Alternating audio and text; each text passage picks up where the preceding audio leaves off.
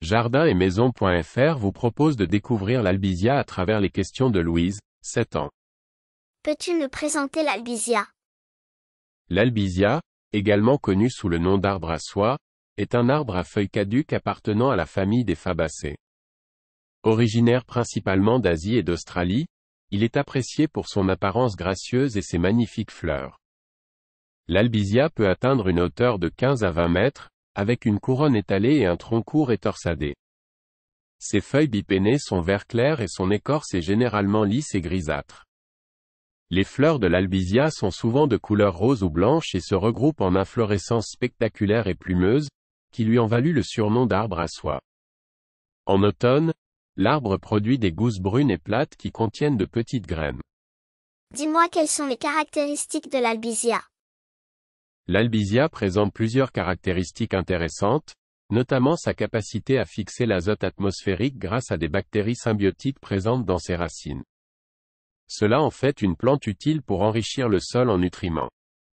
De plus, cet arbre est relativement tolérant à la sécheresse une fois établi, ce qui en fait un choix adapté pour les régions aux étés chauds et secs. L'albizia est également apprécié pour sa croissance rapide, ce qui en fait un excellent choix pour créer de l'ombre ou une haie brise-vent. Et sinon, comment on cultive l'albizia? L'albizia peut être cultivé dans un large éventail de climats, mais il préfère les régions tropicales et subtropicales.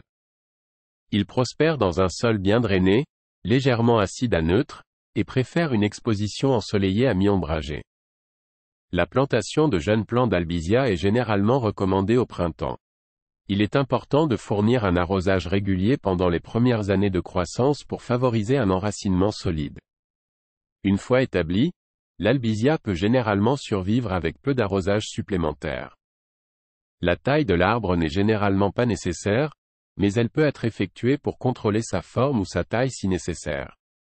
As-tu une anecdote sur l'albizia? Une anecdote fascinante sur l'albizia concerne son utilisation traditionnelle en médecine chinoise.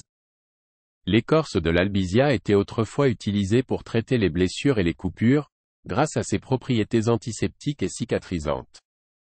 De plus, les fleurs étaient réputées pour apaiser l'esprit et soulager l'anxiété. Les anciens Chinois considéraient l'albizia comme un remède polyvalent, capable de guérir à la fois le corps et l'esprit. Merci beaucoup pour toutes ces informations, j'ai appris plein de choses sur l'albizia.